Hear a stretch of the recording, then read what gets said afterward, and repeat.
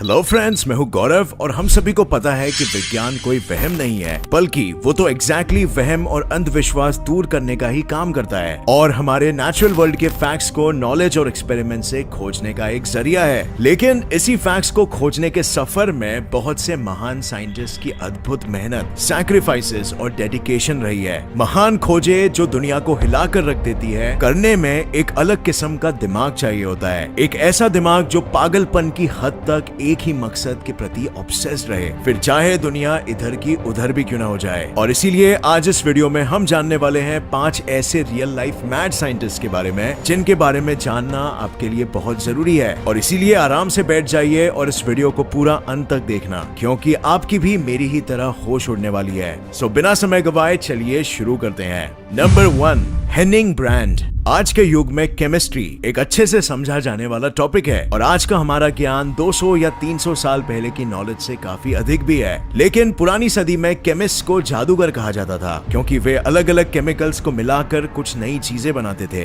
Hanning brand एक German alchemist थे, जिन्हें सबसे बड़ा मैड साइंटिस्ट भी कहा जाता है। 1669 में सालों साल की मेहनत के बाद उन्हें पता नहीं कहां से ये सनक या यकीन हो गया था कि कुछ चीजों को मिलाकर सोना यानी गोल्ड बनाया जा सकता है। क्योंकि उन्हें लगा कि यूरिन और सोने का रंग सिमिलर है, तो उनका मानना था कि यूरिन में गोल्ड के अंश मिल सकते हैं। और इसीलिए उन्होंने अपनी वाइफ और उनके फ्रेंड्स के साथ लगभग 15,000 गैलन्स यानी करीब 5,700 लीटर्स यूरिन इकट्ठा किया और उसे उबालना शुरू कर दिया। उबालने के बाद लिक्विड इवेपोरेट होके जो पाउडर बचा, तो उसमें अंधेरे में ग्लो होने और एक्सप्लोड करने की प्रॉपर्टी आ गई। हेनिंग ब्रैंड को लगा कि उन्होंने एक फिलोसोफर स्टोन वाला सब्सटेंस डिस्कवर कर लिया है, जो एल्केमी के हिसाब से बेस मेटल्स को सोने में बदल सकता है और यहाँ तक कि लाइफ के एलिक्सर के रूप में सारी बीमारियां को क्योर भी कर सकता है। उन्हें ऐसा लगा मानो इंसान इसका सेवन करके अमर या इमॉर्टल बन सकता है। और मजे की बात यह है कि उन्होंने ये डिस्कवरी चोरी के डर से दुनिया से 6 सालों तक छुपा कर भी रखा। बाद में पता चला कि इस विचित्र तरीके से डिस्कवर की हुई चीज फॉस्फोरस थी, क्योंकि यूरिन में बहुत मात्रा में फॉस्फेट्स पाए जाते हैं।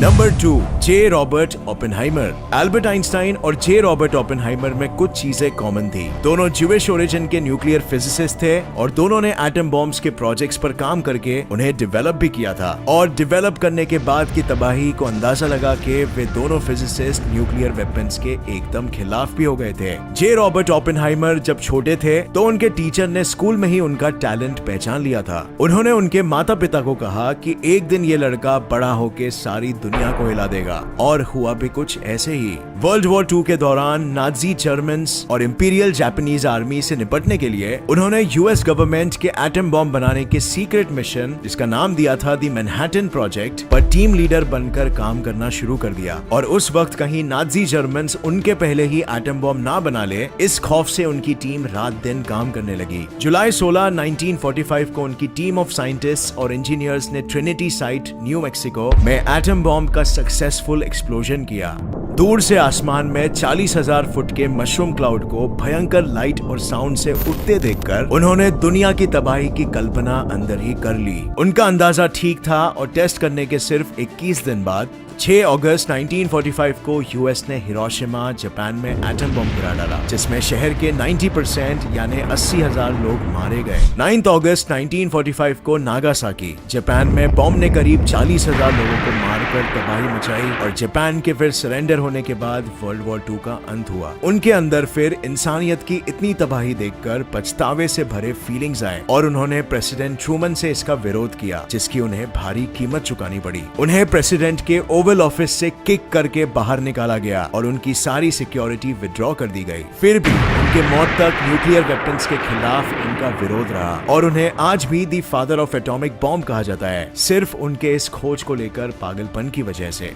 Number 3, Nikola Tesla. आज के वर्ल्ड के मॉडर्न टेक्नोलॉजी से जो भी प्रैक्टिकल डिस्कवरीज हुई है, जिसे हम हमारी डेली लाइफ में यूज करते हैं, उसका बड़ा श्रेय सर्बियन अमेरिकन इंजीनियर, फिजिसिस्ट और फ्यूचरिस्ट निकोला टेस्ला को जाता है। उनका जन्म बड़े ही इंटरेस्टिंग सिचुएशन में हुआ, एकदम सिनेमैटिक स्टाइल में, जब कड़ाके की लाइटनिंग और थंडरस्टॉर्म हो रहे थे। कॉलेज में उनको गैम्बलिंग यानी सट्टा खेलने की आदत लगी, जिससे उनकी पढ़ाई इफेक्ट हुई और वो ग्रेजुएट नहीं हो पाए। 1878 में उन्होंने अपनी फैमिली से सारे कनेक्शंस तोड़ दिए, जिससे उनके फैमिली और फ्रेंड्स को लगा कि उनकी मौत हो गई। लेकिन 1880 में वो सिर्फ 4 सेंट जेब में रखकर यूएस चले गए और 1882 में उन्हें थॉमस एडिसन की कंपनी में जॉब मिला। थॉमस एडिसन को टेस्ला ने कहा कि वो उनकी इन्वेंट की हुई डायरेक्ट करंट मोटर्स और जनरेटर्स को रीडिजाइन करके इम्प्रूव कर सकते हैं, क्योंकि उसमें उस वक्त काफी ब्रेकेजेस और स्पार्क्स आ रहे थे। और फिर उन्होंने उसे एक नए तरह से डिजाइन किया जो काफी सिंपल, रिलायबल और सेफ था। आज भी हम उन्हीं के डिजाइन किए हुए मोटर्स को यूज करते हैं, जिससे हमारे domestic appliances, water pumps, power tools, disk drives, smartphone haptic systems, Tesla electric cars चलते हैं।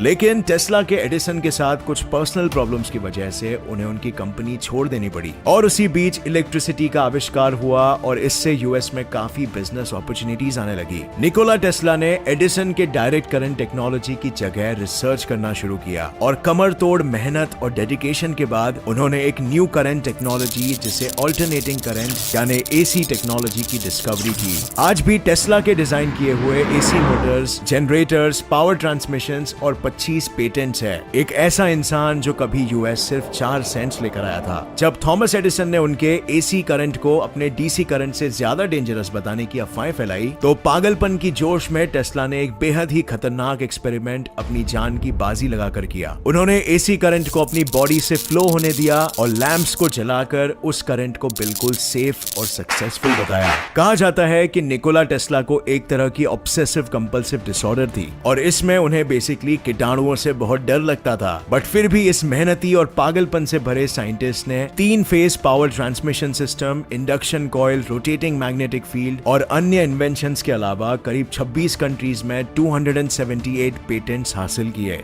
Number 4, Jack Parsons. Friends, 1920s या 1930s में अगर कोई कहता कि वो रॉकेट साइंटिस्ट है तो सारे लोग उसका मजाक उड़ाते थे। कोई भी यूनिवर्सिटीज में रॉकेट साइंस पढ़ाया नहीं जाता था और लोगों को स्पेस में जाना एक साइंस फिक्शन लगता था। लेकिन जैक पार्सन्स की अद्भुत अचीवमेंट्स ने रॉकेट साइंस जैसे विषय को ही इन्वेंट कर लिया। उन्होंने डिफरेंट केमिकल्स मिलाकर रॉकेट फ्यूल्स को और जेट इंजन्स को परफेक्ट किया, जिससे स्पेस और मून का एक्सप्लोरेशन संभव हो सका। अपने 4 साथियों के साथ वे बहुत ही खतरनाक और एक्सप्लोसिव एक्सपेरिमेंट्स करते थे और इसीलिए लोग उन्हें दी सुसाइड स्क्वाड के नाम से जानते थे। लेकिन इस साइंटिस्ट की सनक ये भी थी कि वो ब्लैक मैजिक और ऑकल्ट यानी भूत पिशाच और अदृश्य शक्तियों पर बहुत ही ज्यादा बिलीव करते थे और अपने आप को एंटी क्राइस्ट बताते थे। और 17 जून 1952 को महज 37 इयर्स की एज में एक धमाके के दौरान, जिसको दुनिया मैड साइंटिस्ट कहती थी, उनकी मौत हो गई। जैसे कि उनकी जिंदगी एक सनकी और रहस्यमय थी, उनकी मौत ने भी पूरे यूएस में सबके कान खड़े कर दिए। कोई उनकी मौत को एक्सीडेंट कहता तो कोई सुसाइड या मर्डर, और कुछ लोगों का तो ये भी मानना था कि कोई ब्लैक मैजिक विधि बैकफायर हो गई और एक्सप्लोजन होने के बाद उनकी मौत हो गई। लेकिन ये बात तो निश्चित है कि सनकी पार्सन्स के अचीवमेंट्स और उनकी लाइफ एक किस्म के पागलपन पर आधारित थी।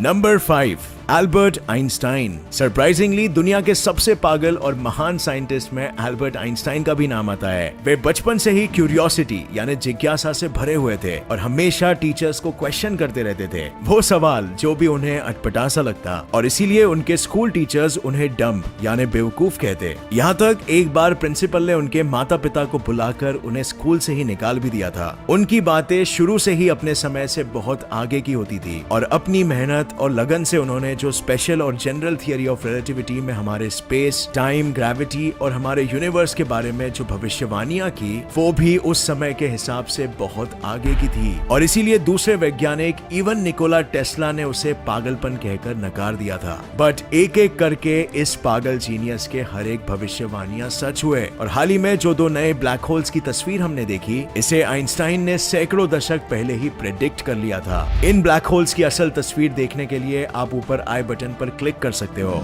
सो फ्रेंड्स, ये थे कुछ रियल लाइफ मैड साइंटिस्ट्स। इनमें से आपका सबसे फेवरेट साइंटिस्ट कौन है? कमेंट करके अपनी राय हमें नीचे जरूर बताना और उम्मीद है आपको ये वीडियो पसंद आया और इससे नया कुछ जरूर सीखने मिला।